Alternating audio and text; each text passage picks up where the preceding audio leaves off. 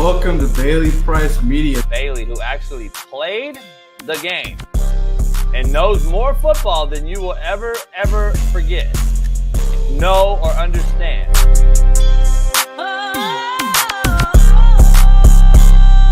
Man, shout out to Bailey Price Media. I am so excited to see what you're going to do with this channel.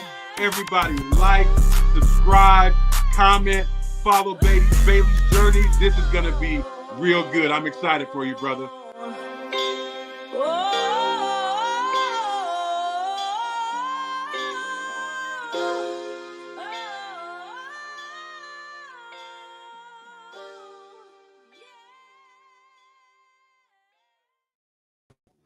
Man, what's going on, everybody? Happy Wednesday. Welcome back to Bailey Price Media Live. We're back for the first live show of 2025. And man, we got a lot to talk about. Aaron Glenn just got hired by the Jets. The Jags just fired the GM Balky and so much more. I got a very special guest today. Last Chance U coach, host of the Coach JB show with Big Smitty. Coach JB joins the show today to break down all this coaching news, coaching rumors. Pete Carroll potentially headed to the Raiders. Marshall Faulk potentially being a candidate for Colorado's running back coach, and much more. Can't wait to discuss all this and more, and I appreciate you watching. Before we get into it, make sure you hit that like button, subscribe, and this is going to be the premier show for college football and NFL, so stay tuned, and I appreciate you watching. Let's go ahead and bring in our special guest, Last Chance U coach JB, Coach Jason Brown. How you doing? Happy Wednesday. Had a good show this morning. How are we feeling this afternoon? What up, man? Chilling. Busy, but it's all good. Got time for you. Let's roll. I appreciate it, man. Thank you for joining. Appreciate it. Well, let's get into it. We got a lot of news to discuss. Let's start with the most recent breaking news. The Jags just fired the general manager, Trent Baalke, and as we've seen, they've kind of struggled to get head coaching candidates. Everyone seems to have hired their coach. Bears hired a coach. Jets just hired Aaron Glenn, and I don't know. This is a big reason, according to many, as to why the Jags may struggle to attract the biggest head coaching candidates. Now they have fired the general manager. What are your thoughts on this, and how may this impact their head coaching search? Finally, they did something. The owner's horrible, man. He's right there with Tepper and a couple other bad owners. So, I mean, who do they go after? Maybe the GM is what was holding back the coaching candidacy. The candidates, I don't think there's anyone attracted to that job. You got a overpaid, under-delivering quarterback. You got a roster that needs so many holes filled, and now you have a GM that was holding candidates back from even going after the job. Mm-hmm. 32 of these jobs exist. Nobody really seems to want the job. That's crazy. We're in the NFL here. It's not like it's fucking HBCU or something. This is bad this is a bad organization ran by a bad owner, and now they finally moved on from the GM, so we'll see. But it's not the GM, it's the owner, and that's just how it is. And until that guy steps out the way. But again, you got Jerry Jones, you got all these other owners. At least Jerry has some Super Bowls. This guy's got to figure it out. Not too long ago, this team had one of the best defenses in the NFL. They were a playoff team. Now they have just seemed to hit rock bottom and then paid a quarterback that just can't get out of his own way lately.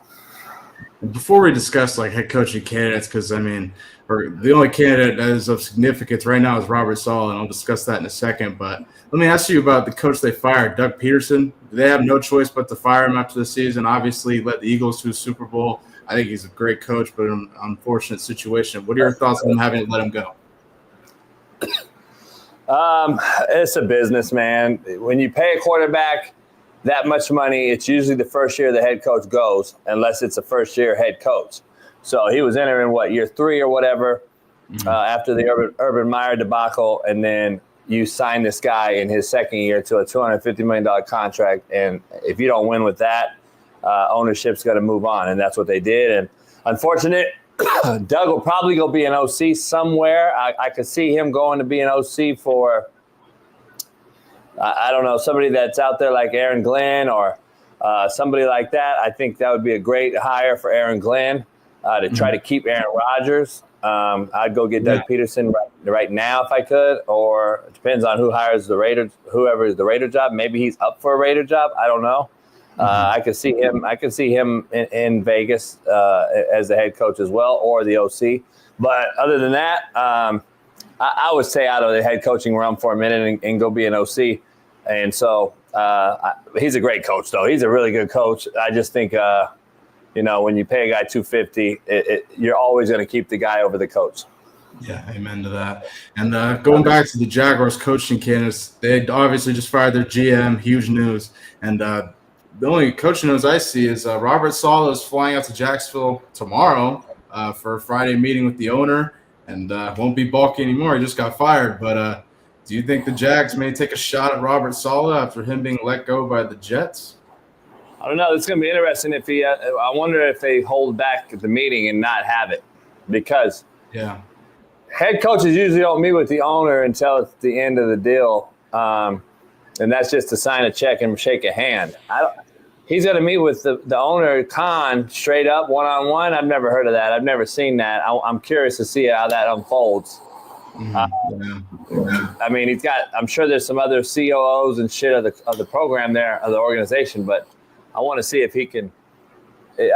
Maybe that's what he wants. I don't know. I'd want to talk to the owner too if I was him. But usually there's a GM mediator involved.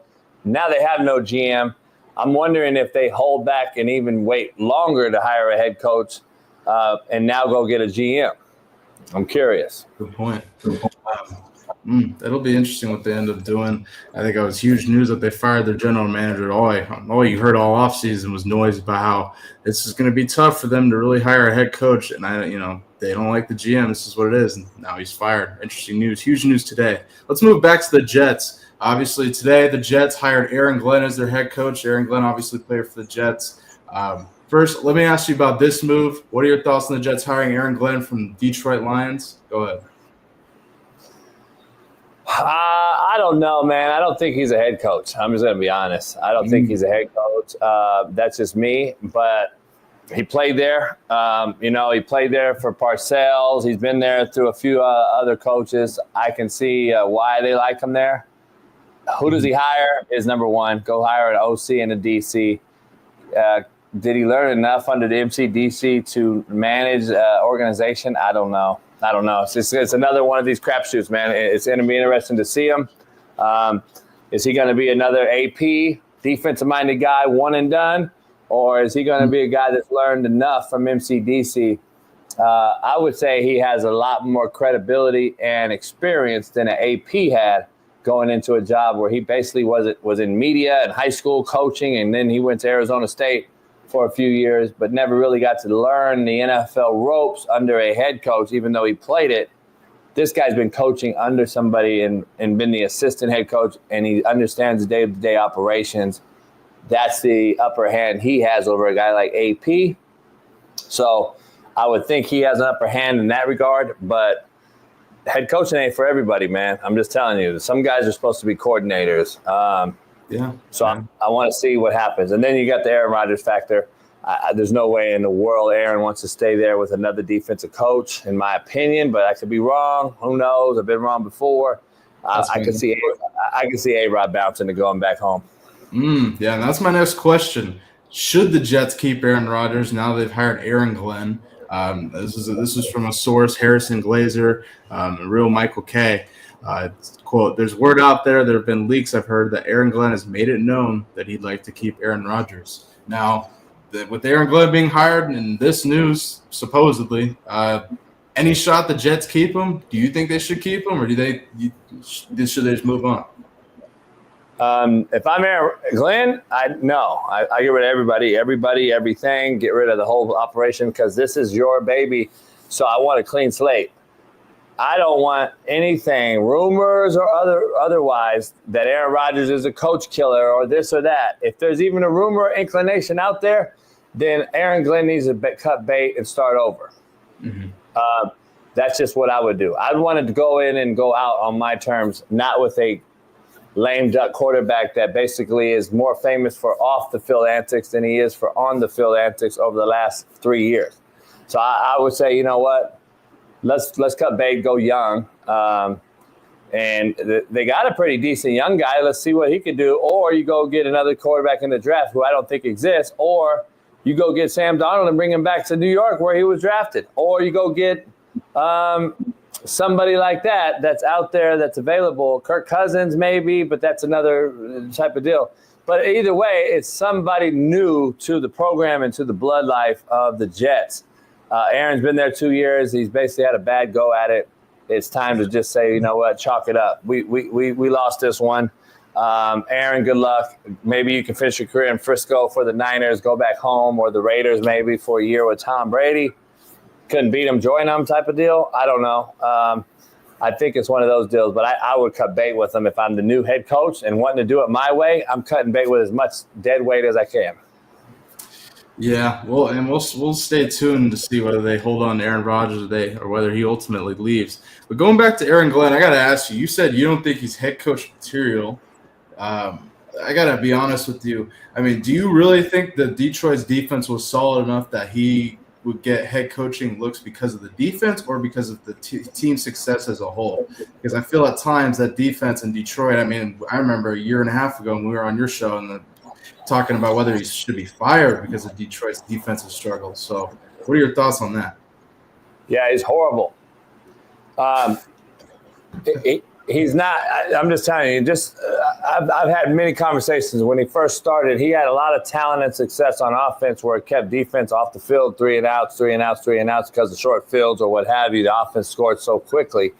The defense benefited from that. But you talk about alignment, assignment, and technique, and you talking about gap sound and marrying up the back row versus the second row. And the D-line, and understand everybody out there that maybe not understand, but your D-line needs to marry up what your linebackers do, and your let me go the other way. Your linebackers need to do what fits and what the D-line does. The D-line is the first thing of action. We're going to call a line game. We're going to line them by assignment. We're going to go A, B, C, D, and we're going to have those gaps counted for. Linebackers need to understand whatever gap those D linemen don't have, they have. Now, can we marry that up with the secondary? I saw the Detroit Lions in some instances as being the most unsound defense in football. And that's why a year and a half ago I said, man, DB coaches are not good DCs. I wouldn't have one. I wouldn't hire one ever again.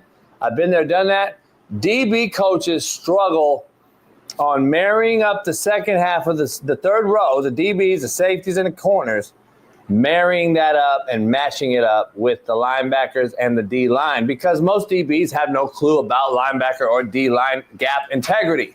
So they just run quarters match, and they have no fucking idea that there's a B-gap shade, and I got to have the whip backer walk out and cover the slot to the boundary, and then I'm in quarters match, and they run 2 verticals, and my safeties are gone, and now I got B-gap wide open, and they just hand the football off. They don't understand that shit, and that's why DB coaches do not make great DCs. Now, he got better because their personnel got better, and their offense was so good, you could be covered up. Look at the Detroit shootouts they've had. Even this year, when they were good and healthy, they still were giving up a lot of points. Yeah, they were. So I don't think he's a very good coach. I think he's a good DB coach, and I think he's a good position coach, and I love everything I saw on Hard Knocks and how he interacts with the guys, all that shit. But remember, you can cover up for being a bad coach if you can get guys to run through a wall for you. Yeah, good point. That's a hell of a point. Man, this is going to be interesting to see how the Jets do Aaron Glenn, whether they keep Aaron Rodgers, what their defense looks like. Interesting hire, nonetheless. But shout out to Aaron Glenn and the Jets. You got a new coach, so we'll see. Good luck. Let's move forward here. I got to ask you more coaching news. The Bears hired Ben Johnson, another Detroit Lions coach, hired as their next coach. And I got to ask you from a Chicago Bears perspective. I've had Tank Johnson on this show several times, and he has had some choice words when it comes to Caleb Williams and the coaching. Let me first ask you about Ben Johnson, your thoughts on this hire. He'll face Detroit twice a year now, same division, tough division in the NFC North. What are your thoughts on this hire? Go ahead. You'll never hear from him again. He's another guy that shouldn't be a head coach. Be a coordinator. Need to be a coordinator. Not everybody's head coaches, man. I just people don't understand. There's only really, I wouldn't even say there's 32 of them. There's 32 jobs. There's not 32 head coaches in this league. I would argue there's 10 to 12. Everybody else is throwing shit at the wall, see if their coordinator can stick and be the next Mike Tomlin or the next, Belichick. They just don't exist. There's just not many of them. Everyone thought Mike McDaniel was this guy that was at the Niners. No, he wasn't. He was a guy that fucking ran Shanahan's system in Miami who never had anything to do with play calling or play design. He was a run game analyst who created and drew cards up. He got the job because of his personality and who he was, and that's why the Miami Dolphins thought he was a disciple of Shanahan. They hired him. How's that working out? You got a guy in Minnesota who ran McVay's system, or who runs his system, never called a play in offense. And prime example is everyone wanted Eric Bieniemy to be a head coach so bad, but never called the play. And I said it, and I know the guy, and I said it years ago on Whitlock and everybody else, and people thought I was crazy. Oh, he calls the plays. No, he don't. Now it's out there, and obviously he didn't call the plays because he's been fired 3 places since. He's not a guy. He's a position coach. Just remember, this is a position coach that should be a position coach. You titled him a coordinator so that he can get job opportunities. That's what great coaches do, like Andy Reid, Bruce Arians, guys like that get guys jobs. But remember, he really should be a position coach. Now let's title him an OC, Bailey. Just follow me. Title him an OC, and then that team has success, and now an organization hires this guy as a head coach. Yeah. When really you're not a coordinator yet, you're really a position coach. So you really went from position coach to head coach, and now you fell miserably. This is what happens with a lot of people in this profession, but nobody understands that because it's a lot of politics involved when it comes to titled OCs and titled DCs. And then owners and agents know each other. They hire these guys that they think called plays, but they didn't call one fucking play. And that's the problem. Because when you call plays, Bailey, you have to implement the play.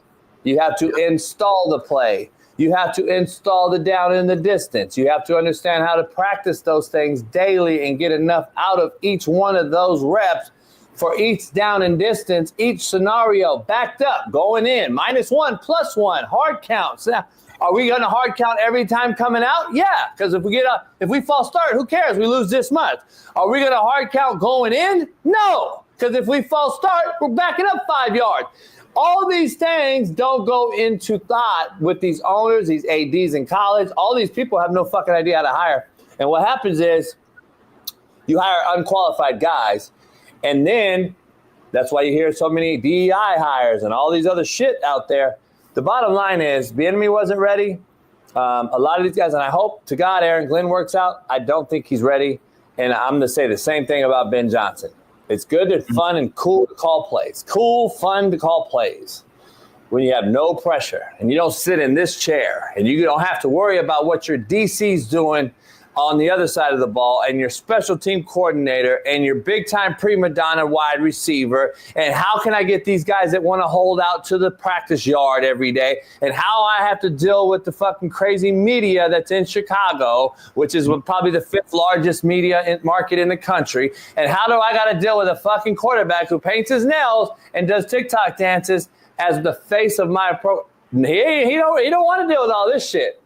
So now you have to see, all right, is he really ready? And I think this is another guy that'll be a coordinator in 2 years at some other place, doing a great job again as a coordinator, and his name will be back in the head coaching job. He'll be back up for the head coach in 5 years, somewhere new, and they'll say, hey, this is his second chance. He deserves it. Sometimes you just don't have it, and I don't think Ben Johnson has it. I think he needs to stay in his lane. And you're dealing with a prima donna, overpaid, under-delivering guy who paints his nails, and I'm going to keep saying it. Ain't nobody painting his nails winning shit. I don't give a fuck. Not in no alpha male for it. Not in the alpha male environment. I don't care. Yeah, and I can't wait to ask Tank Johnson about this because I had Tank him on several times talking Caleb Williams, the nails, all this shit. So now they hire Ben Johnson. It's going to be interesting. You made a hell of a point when it comes to the position coach to head coach scenario. I mean, you can make that argument for several head coaches in the NFL. Here's a perfect example. So my buddy just sent me something, and I'm like, Reggie Bush came out today and said he would like to be the USC head coach. Oh, boy. So, see, this is what happens. You get figureheads and faces and brands and popular names to say that I'll be a head coach, I can do it. And then people go out there and advocate for it. Oh, he could be a great head coach. No, he fucking can't. Shut up. He's never coached ever. Like, see, that's the problem. Smitty, all these guys, that's my boy. He needs to be the head coach.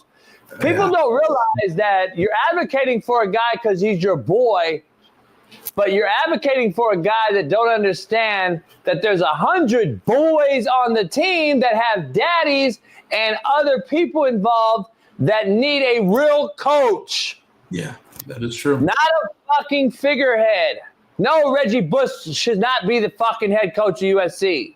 See, that's the problem. That's the issue we have now, man. The media and all these things are pushing out. Now everybody's going for a job because they're being hired. Michael Vick, fucking Dion, fucking Ed Reed, and fucking whoever else got hired lately. Shady McCoy wants to get hired. Yeah. They're fucking name. They're not gonna hire any motherfucking buddy, and you're gonna have the most fucking. It's gonna be such a joke out there, man. So, Robert did why could he be the running back coach, Roberto? Why? How could he? Tell me. You see, because he could jump cut and he can do what he did. He could be the running back coach. He could deal with 10 personalities. He can recruit 10 different personalities to his room, and then he can talk about pass protection. He can talk about all the fronts. He can understand how to do EDDs, everyday drills, every day. He can understand how to put out fires with his guys in the dorm room. He can understand how to fucking deal with a bitch who got pregnant. He could deal with how to talk about the kid that got a DUI. So he could coach running back. So could you, Roberto. So could you. So could Sanchez in the chat. So could my fucking dog. But can they? Can they? No. No, they can't. So that's the difference. You guys need to shut the fuck up. You don't know what you're talking about. This ain't just go in there and coach, man. Fuck it. You're fucking with people's lives, Bailey. You're fucking with people's lives, Bailey. Yeah. I mean, that Reggie Bush thing is interesting. He says, I would love to come back and be the head coach of USC at some point and help lead USC to a national championship. With all due respect, Reggie Bush is a legend on the field, but like you mentioned, you don't just jump from player to coach like that, especially head coach of USC. That's wild. Anyway, let's go back to Ben Johnson and the Chicago Bears. I got to ask you, this is a tough division to be in. He's got to face the same team he was just at twice a year. I could only imagine how that's going to go. And let me ask you first, do you think the Bears have any potential of success with Ben Johnson as head coach? Obviously, a big factor of him going there, getting Caleb Williams, and hopefully being able to either save him or whatever you want to say, help him get better, whatever you want to call it. Any shot at that Caleb Williams, Ben Johnson, any success? No. Not at all. Not a snowball's chance in hell. Hey, they got no lines. He gonna block? He had no line. He got a QB that's fucking trigger happy. He can't fucking set his feet and throw on time. He wants to run around all of the fucking place. He doesn't understand what a fucking sight adjust is. He has no clue about pass protection. That's why they don't give him 2 plays at the line of scrimmage. He has no clue. So, no. And Ben Johnson doesn't coach defense. He doesn't understand anything to do with managing a roster yet of a bunch of prima donnas who make more than him. And now he has to figure all that out as a head coach, and he's going to find it out real quick when – and by the way, Smitty said, oh, Bears will win 10 games. And no, they're not. It's impossible. You're not going to win 10 games because here's why. The Packers will probably win 10 games, maybe 9, 10. They got the youngest roster in football. You would expect them to be even better next year. The Lions are still the Lions.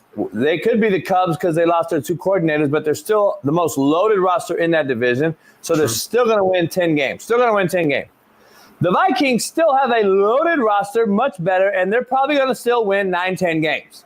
Yeah. Not all fucking 4 teams in the division will win 10 games. It's actually a mathematical impossibility. Yeah, that's true. So that's the problem. So no. So unless the Bears win 10, what other team of those 4 that I just mentioned are not going to be as good as the Bears? I don't see it. I tend to agree with you. And I mean, you mentioned, the Packers literally have the youngest roster of football. I think they're well coached. I think, I'm excited to see what Jordan Love does going into next year. Obviously, kind of went out in a tough way this season, but yeah, like you mentioned, I think it is going to be tough for Caleb and the Bears. What are they going to do at offensive line? I've yet to see them really address that. They brought in a bunch of pieces, DeAndre Swift, Keenan Allen, but did you see a giant O-line signing that you said, like, oh, shit, like their O-line's massively better? No. They're good defensively, but, again, can that sustain with an offensive head coach now? Quarterbacks make O-lines, Bailey. Quarterbacks make O-lines better. He makes them worse.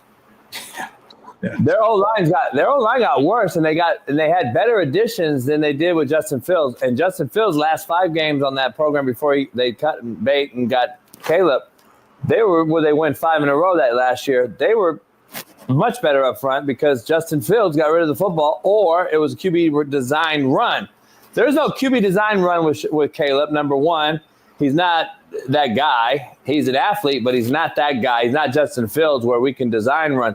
Design QB runs helps O-lines. Yeah. And then when you can get rid of the football and not take sacks like Justin Fields tried to do towards the last 5 games of that year, O-lines look better. And then you went out and got a better wideout core, a better running back in Swift.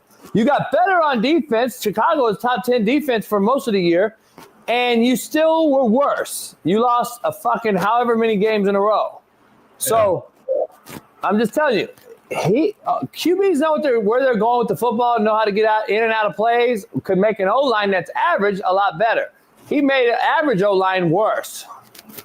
Yeah, and I mean, like you mentioned all the time with quarterbacks, they definitely won in spite of him not – because, you know what I'm saying, like, he lost them, should have lost them more games. Fuck, the Titans game, they were down. Like, it's – the defense saved them a lot. I really do believe that. I think they saved a lot of, like – struggles from him, and it's interesting to see whether Ben Johnson can save him or not. I tend to lean your direction. That division's tough, and I don't see any of these other 3 teams really dropping off at all. So we'll see.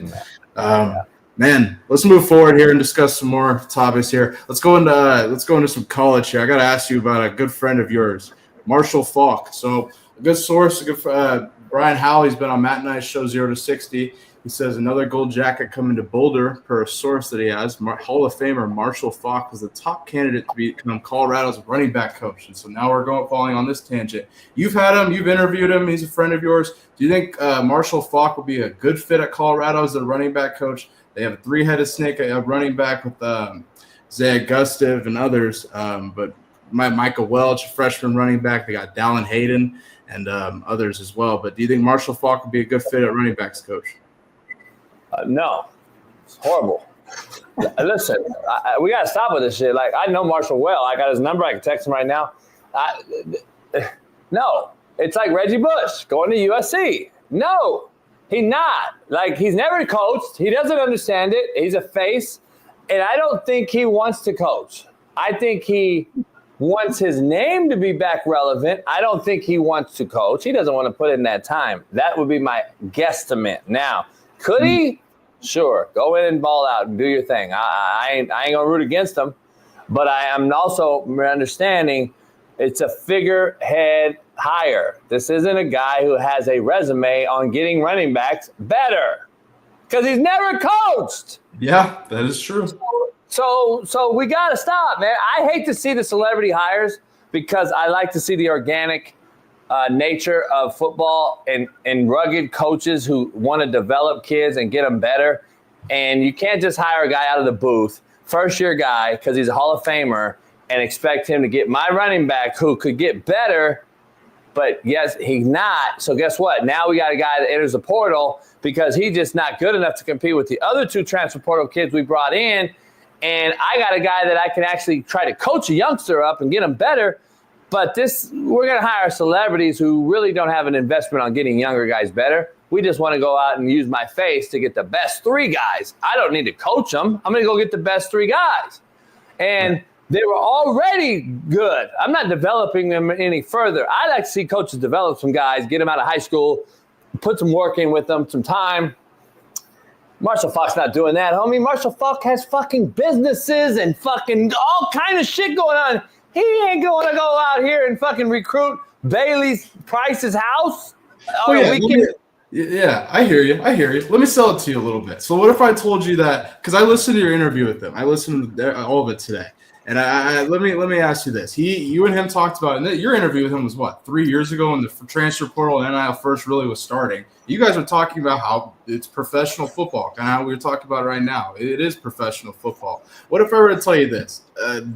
What if they bring him in the same way they did with Warren Sapp, where they say, hey, you aren't recruiting. You already have 3 solid backs. Augusta, who played most of last year. Got Dallin Hayden, Ohio State transfer. Unless these guys are going somewhere, these are 4 different backs. You have a young freshman and Brendan Hood. I'll tell you right now, this kid's going to be a stud. He was hurt this senior year of high school and hasn't had a chance to really show yet. But I'm telling you, when he gets the rock, he's going to have a chance. What if I were to tell you that they bring him in on that type of role? Hey, this is professional football. Develop these specific players. We don't need you to go and recruit. Similar to the way Warren Sapp has at Colorado. Do you think they could have any success in that way? No. Warren Sapp wasn't a coaching hire. Warren Sapp was a GA, then moved to an analyst and got to learn from a guy that's been coaching D-line. Warren Sapp could know more than everybody out there because he played and was great, Hall of Famer. Doesn't mean he knows how to coach and get through him. He learned on the job because he actually had a position guy ahead of him that actually was the coach. Marshall gets hired as the running back coach straight out. Who's he learning from?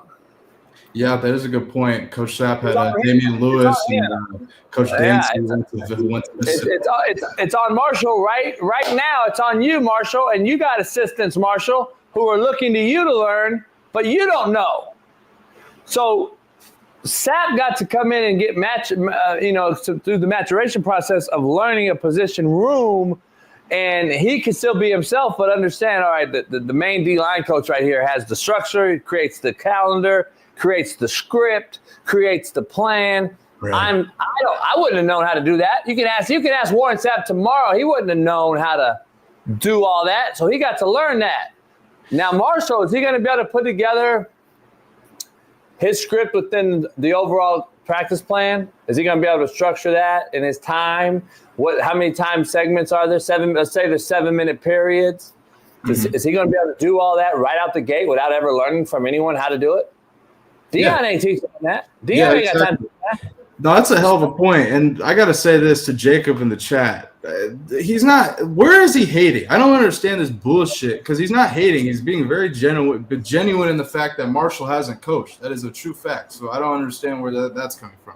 But, yeah, you do raise a good point with Warren Sapp. Warren Sapp did have Damian Lewis to learn from and Coach Dancy, who got hired with Lode Holden, Mississippi State. That is a good point. And, yeah, I don't know if Prime is going to help him really – manage the day-to-day, but this is something to watch for sure because, Colorado is running their program like an NFL organization. They're bringing NFL guys, so this is definitely something to watch for. Whether he has success, yeah, you raise a hell of a point. He hasn't coached before, so we'll see. I know with the offensive line position, they're bringing in co-offensive line coaches that play in the NFL. Maybe they do that with the running back position as well. Bringing Marshall and an actual running back coach that's coached for him to learn from. I don't know. Any thoughts on that? Who they hire at line? They promoted George Hageman. He's an ex-NFL lineman. He worked at IG as a co-offensive line coach. The guy, Gunner, I can't remember his last name, who was coaching with Prime at Jackson State. And they have yet to name an actual offensive line coach yet. So Matt or anybody else is in the running, we'll see.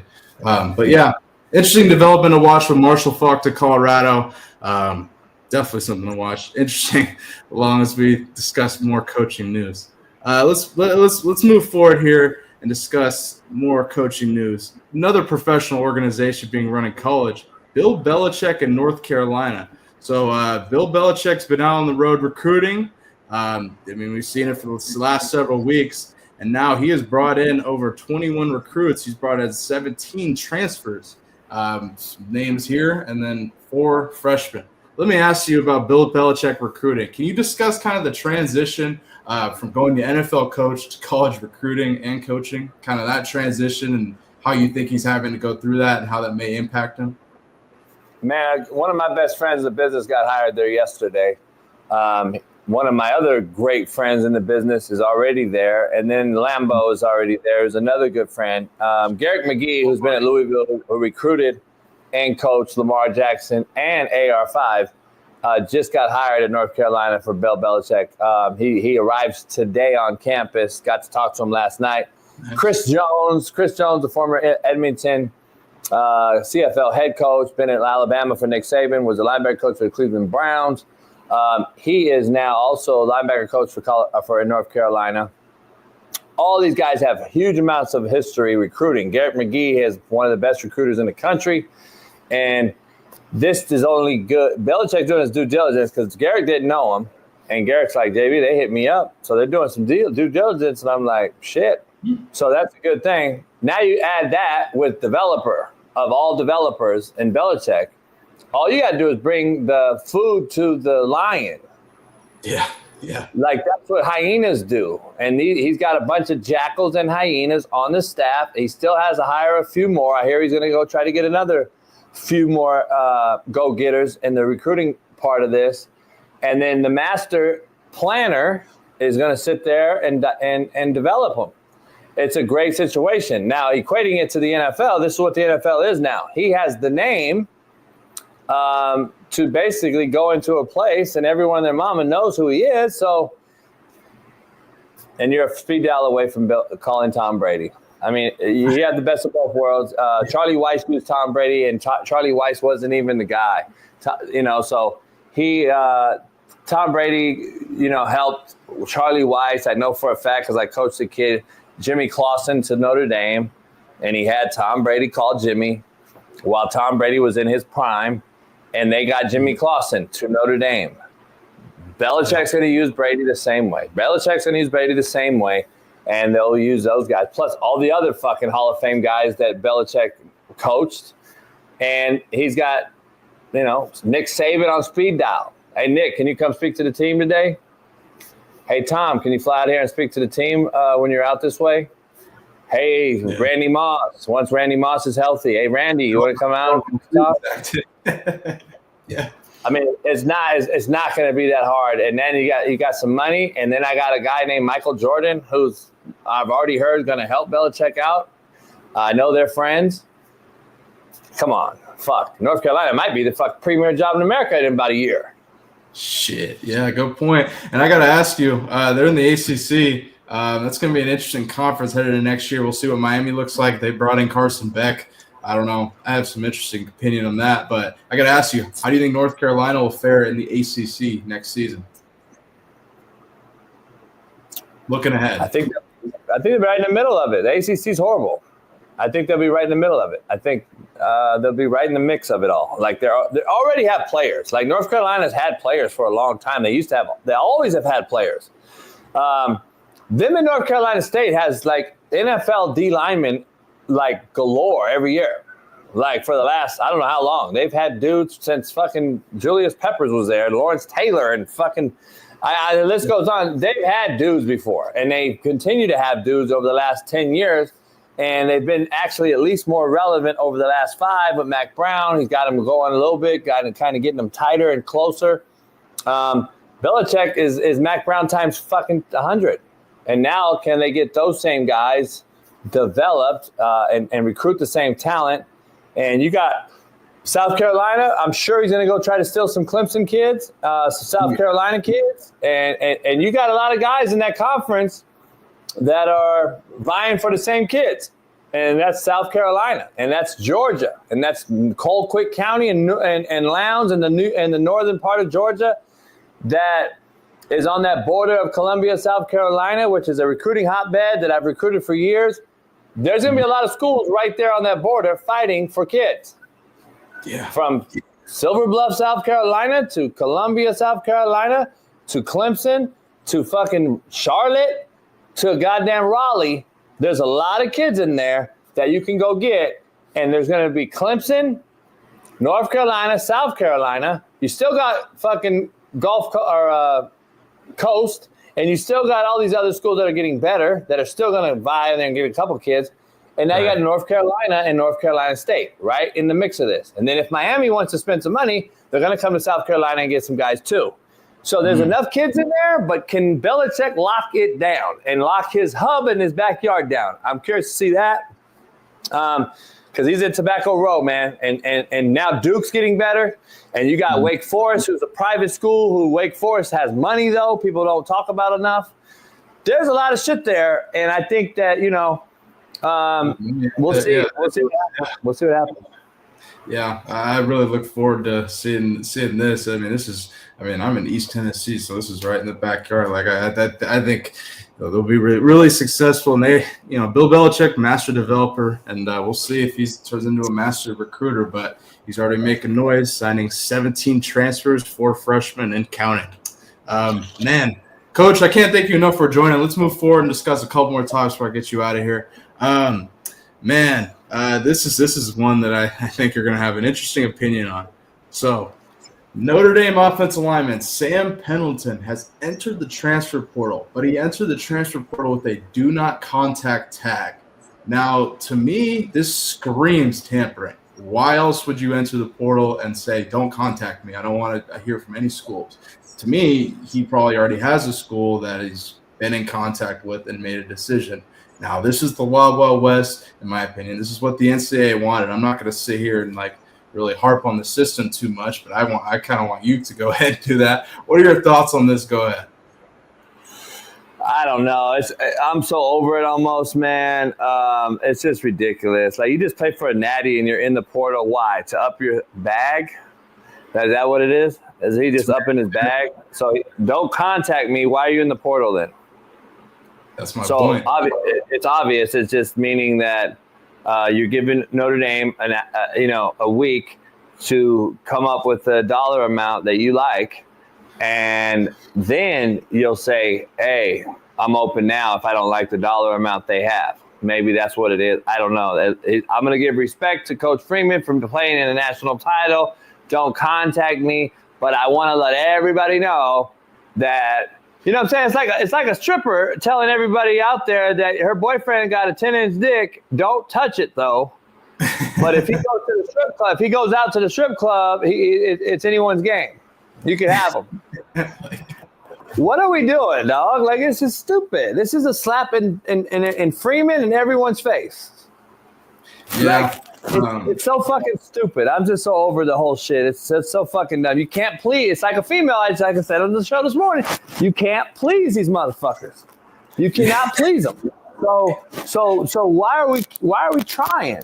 I don't get it. Why we keep trying to please these dudes when you can't? You can't please them. I don't think you ever will. This is what it is. I mean, that's why the head coach of Miami basketball left, because he knew 8 guys entered the portal after playing in the Final Four. He's like, oh, we're not pleasing these motherfuckers. I'm done. Same thing here. It's always it's going to be something new every year, man. And, I'm sick of it. I got to ask you this. I mean, he enters the portal, 2 days after playing the Natty? Well, how do you fix this? I mean, this is a broken system. I don't understand how you can, how do you enter the portal, but you don't contact me? So you already got a school. You already, what? Are you going to your girlfriend's school? Are you going, I don't understand this shit. There's no way in hell that you definitely could talk to somebody. How do you fix this, Coach? How do you fix the system? You don't. You stop it. You just cut it cold turkey. You go cold turkey. I mean, that's what they got to do. They'll never get the pace back in the tube, so you just got to go cold turkey and say, you know what? We tried it. We fucked up. Hey, players, you had your shot. This is what it is. Now NIL will be really NIL. If you can go sell 1,000 jerseys at $49.99, then that's your money. If you can't, then you get your financial aid, your Pell, and your scholarship money. And if somebody wants to give you a deal, so be it. But the schools offering them, though, it's just such an oxymoronic fucking excuses I keep hearing, because the collectives who are supposed to pay the bills, they're not out there like recruiting, getting kids to talk to a school that has a bunch of coaches who are actually going to coach the kid. Does that make sense? Yeah. These collectives don't. The owner of fucking Lexus in fucking Boulder has no clue what the recruiting pitch is to go get this kid. Yeah, that's So true. what they do is, so the coaches have been talking to these guys. Everyone's fucking pandering. Everyone's into people's shit. They're stealing kids left and right. It's a wild, wild west. It's so fucking, it's just so bad, man. It's just so bad. I don't understand it. And, it's going to be, it's going to be crazy when Belichick starts getting his kids stolen after this first year. This first year will go hunky-dory. He'll love it. Next year, they'll steal his players, and he's going to say, I'm Bill Belichick. You stealing my guy? He's going to find out these kids have no loyalty whatsoever to anybody, including Bill Belichick, and they could give a fuck less who's out there coaching and who can fucking nothing. It doesn't matter. They don't care. They want the money right now. And that's on the NCAA. That's on these fucking judges. That's on these people who okayed this, thinking it was okay to pay 17 to 21-year-olds and thinking that was going to be a good thing before these kids ever did anything in their lives for anybody. Right. Yeah. And how does it? Sorry, go ahead. Finish what you're saying. No, I've been saying, watch how many of these dudes are broke by the time they're 25, 26, 27 that don't make it to the NFL. Because not only 1% of these dudes are going to make the NFL. So the guys that get these bags that don't go to the NFL, watch how fast they're broke or some mental health excuse. And you see them over there fucking buried on the side of the fucking street one day. I'm telling you, just watch. This is a joke, man. We're setting these kids up for failure bad. Yeah, and let's be real. Like two points you raised. I guarantee you, not every. I mean, I know Colorado and Prime are doing. They're at least because I cover that too. I know they're doing something to make sure at least these kids are somewhat financially, literate and they know what they're doing. But I guarantee every school is not. There's no way. And the other thing is, Mike Bundy brought it up in the chat. It's January 22nd. So what are we doing with classes and all this shit? Like, I don't understand. That's what I've been saying. Here's how you fix it. I don't want to give it away too much, but I'll tell you on your show, and I'll bring it up next on mine. Make the kids, every kid that transfers and goes into the portal, make them pay for their school. Make them pay for their own school. You pay $200,000 for school. A lot of shit, because they're like, I don't want to pay that. I don't want to pay what $23,000, whatever the shit is every fucking year. Like, I want to pay for your own school. You pay for your own school. You're grown up. You're a grown man. You want to go transfer from point A to point B 4 times. You pay for your own school. I guarantee you that it will change. Tell you, you pay for your own school. That would change it. I'm not going to argue with that. That's a hell of a point. I didn't even think of that. That's like, ooh, that would really make shit interesting, because now you got to really. These enabled fucks who are out here bitching and moaning and crying about all this shit, but yet you're still getting your school paid for, and you dismiss the fact that you're getting $200,000-$300,000 paid for, and you're acting like you're these guys that use these excuses. Well, coach, it's okay for coaches to leave, but the players, when they leave, no, they're still getting their school paid for, though. The coach that leaves, guess what? He has a contract that expires in fucking June. Right. See, a lot of you guys don't know how this fucking thing works. These kids are getting their school paid for, and nothing out of their pocket comes out of their pocket other than everything going in their pocket from everybody and their mama, from Pell Grant to student loan to fucking NIL. So hopefully they're not taking student loans anymore. So all that shit now, and then they can still leave and get their school paid for at another place, and then get their school paid for at another place? No, you now got to pay for your own school. You're getting paid like a professional, and if I got paid at my job, guess what? I got to pay for my kid's school, right? You're going to have to pay for your kid's school, Bailey, believe it or not. This is what it is. So if you're going to get paid by a school to go to that school, then you pay for your school. Man, that would really make shit interesting. I'll tell you that. Interesting development with this is just what it is, man. This is the Wild Wild West. This is what the NCAA wanted until something changes. This is how it goes. This is what it is, man. Fuck. So how long? When's the portal open back up? When's the portal open back up? Let me look. Because I mean, it's what, January 22nd. Dude, this is. By the way, Trick Dawson, you sound like an absolute fucking idiot. And of course, you have a fake fucking picture of whoever. But here's the thing. No, it's not my generation that enabled this. There's a generation below me that we call babies having babies. I don't know if you know that. I don't think you can count or understand math. But there's some kids under me that had kids. I don't know if you realize that aren't even classified in your so-called fucking classification of Gen Z and baby boomer and all this bullshit. There's a bunch of kids out here who had kids. I don't know if you knew that. Did you know that? So understand something. I had a kid when I was in JUCO. You do understand that, right? Trick Dawson? You know how old that kid is? You know how old that kid is now? 26. Do you realize that kid had a kid now? Oh, you don't know about that, huh? You fucking idiot. Now shut the fuck up. Go ahead. Yeah, according to NCAA rules, the spring portal, April 16th. So we'll see. So April, another portal opens. This is hard to track, man. Like, I'm so done over it. That's why I say I don't give a fuck no more. It's so stupid.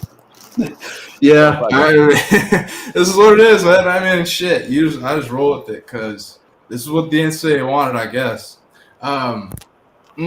Last thing on coaching news before I get you out of here. Thank you so much for joining, Coach. I appreciate it. Raiders coaching job. They obviously fire Antonio Pierce, and I got to ask you: do you think Pete Carroll would be a good candidate to replace Antonio Pierce as the Raiders head coach? He's 74 years old, but you know, you've been around Pete. He's got all kinds of energy, and you don't act like he's 74. Any shot the Raiders hire him? They interviewed him on January 13th, and 9 days later, we're here. We've seen 2 head coaches get hired in the last 4 days. So, but any thoughts? Yeah, I have a feeling they may hire him. They just hired their GM today. Yeah.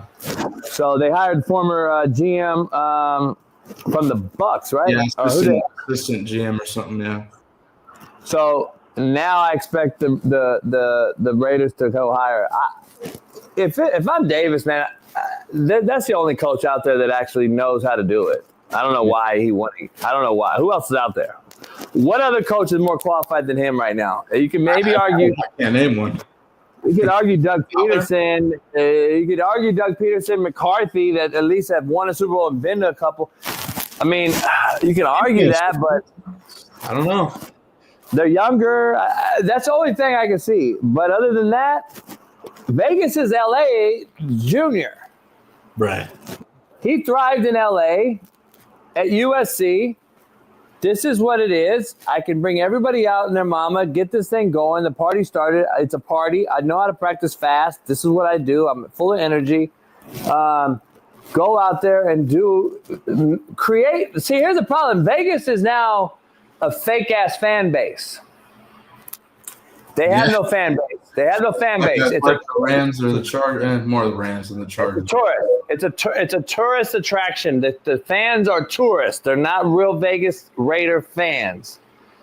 So go use it as a crutch. Use it as a pedestal to get over the hump. Go out there and make it a party town, make it a party atmosphere, make it a party environment, and attract some decent free agents. It's Vegas, tax-free. Go out there, live in a cheaper town. It's actually cheaper than fucking Scottsdale and L.A. and everywhere else near here. Go buy a mansion. I'm telling you, they can go fucking party. Carroll, do it. I think he can do it. Yeah, I mean, obviously, had all the success in Seattle. I think one thing that he could bring that the Raiders haven't had in a really long time. I mean, you could argue that Antonio Pierce tried to reinstill this is that old, Raider Nation way. I think Pete Carroll, obviously had those tough defenses, Legion of Boom, and Seattle Seahawks days. I think that's something Pete would definitely try and instill, him being a defensive head coach. That's the one thing where I'm like, hey, who else is left? Who else is going to do that? Who else is going to really, I don't know. The difference is AP tried. Pete Carroll can try and knows how to do it. Yeah, he already did it. Yeah. AP is trying because he never fucking coached before. So he's over there trying all this shit and throwing it at the wall and just found out it didn't stick. Pete Carroll knows where to stick the shit. Right. Yeah, that is true. Huge difference. Huge difference. Huge difference for sure.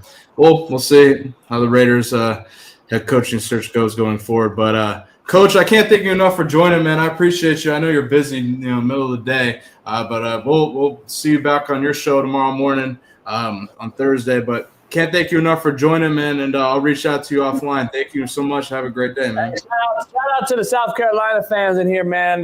Shout out to the Silver Foxes, man. Love recruiting Dutch Fork and Gaffney and all those guys in that area.